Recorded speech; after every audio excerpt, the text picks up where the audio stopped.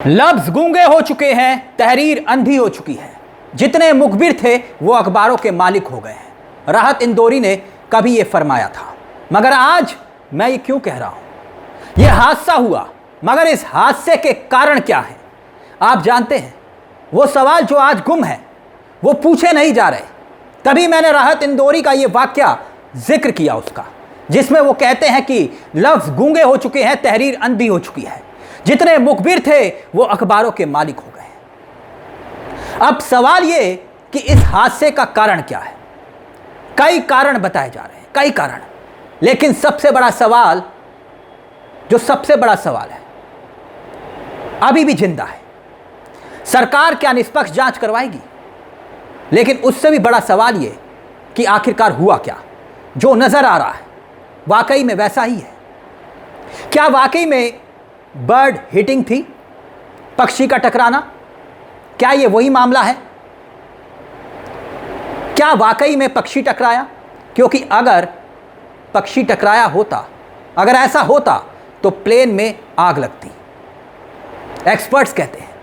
क्योंकि यहां पर यह देखा गया, जो तस्वीरें आप भी देख रहे हैं, कि जब प्लेन टेक ऑफ करता है उसके बाद जब वो नीचे की तरफ आता है तब उसमें ब्लास्ट होता है।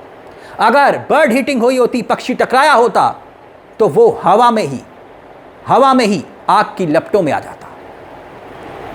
कभी भी इस तरीके की हरकत नजर आती।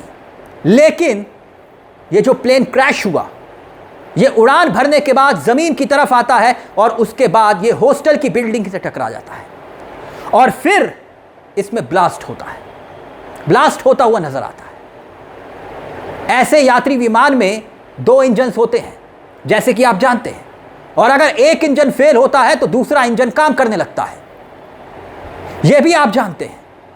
इसलिए इस केस में यह असंभव माना जा रहा है कि इस फ्लाइट के दोनों इंजन से एक साथ फेल हो गए हों, वो भी महज 2 मिनट के अंदर, जो एक बड़ा कारण बताया जा रहा है।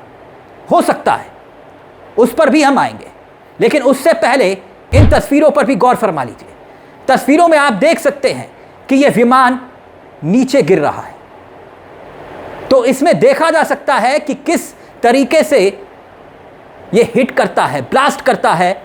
ऐसे में यह तस्वीर बताती है कि हादसे का तीसरा कारण जो हो सकता है वो टेक्निकल फॉल्ट, यानी कि तकनीकी दिक्कत, वो इस फ्लाइट में नजर आ रही है, जो एक साथ सैकड़ों जिंदगियों को लीन लेती है, जो हादसे का बड़ा कारण बताई जा रही है, एक बड़ा कारण जिसकी लगातार जांच भी चल रही है।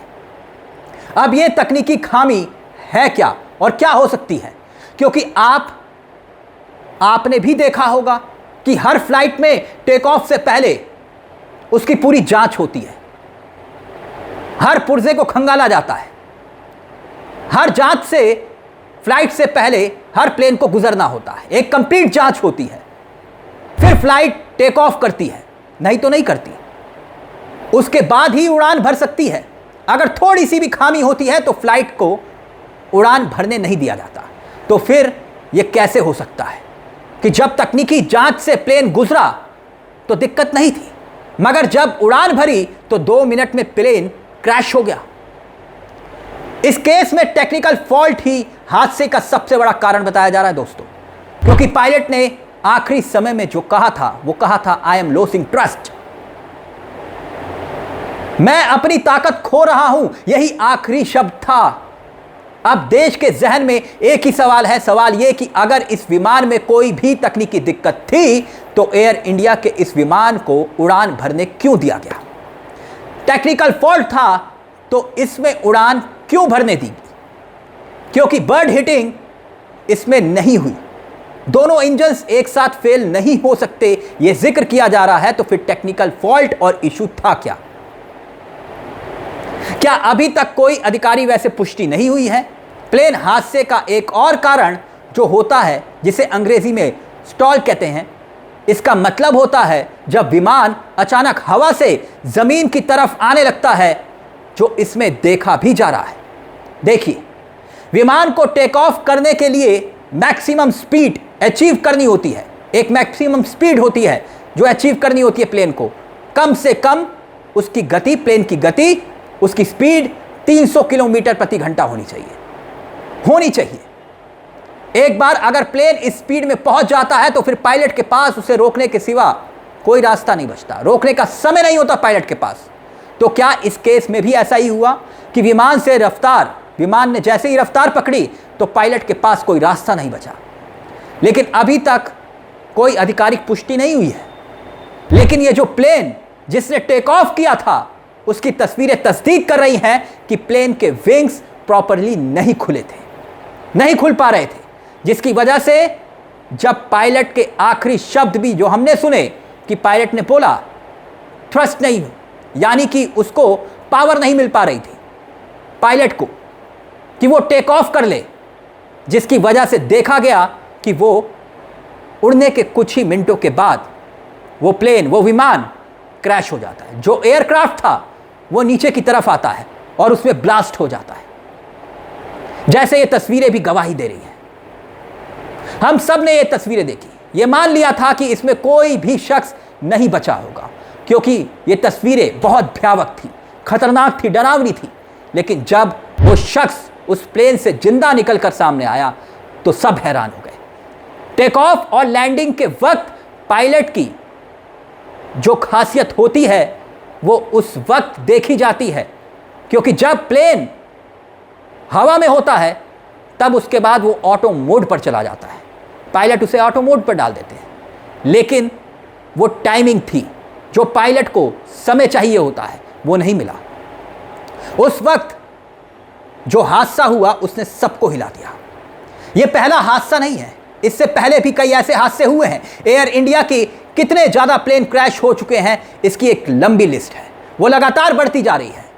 लोगों का भरोसा इस एयरलाइंस पर टूटता जा रहा है। लेकिन सवाल ये कि अगर प्लेन में टेक्निकल फॉल्ट था तो जिन्हें पता था उन्होंने ठीक किया या फिर नहीं, या फ्लाइट को डिले नहीं किया जा सकता था अगर ये फॉल्ट पकड़ा गया था?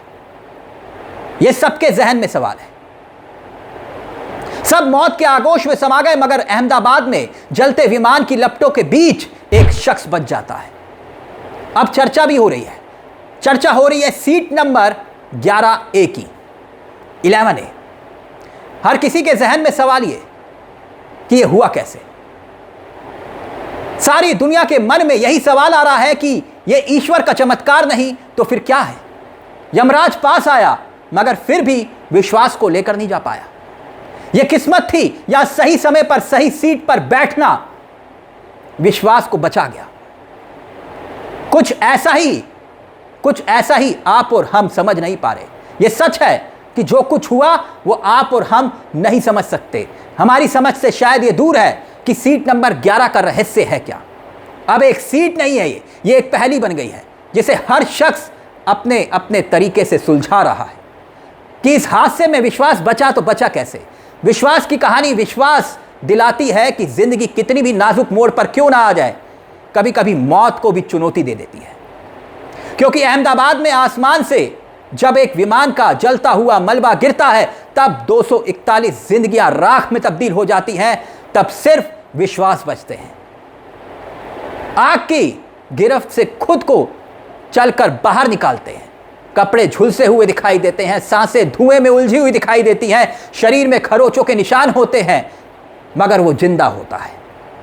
इसीलिए ऐसे हादसे जीवन की बहुत बड़ी सीख भी देते हैं। लेकिन सवाल सबसे बड़ा यही कि आखिरकार यह हादसा हुआ तो हुआ कैसे।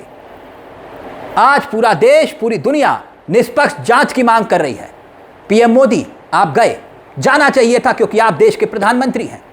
लेकिन यह महज हादसा नहीं है, यह हादसा नहीं है, यह एक चूक है।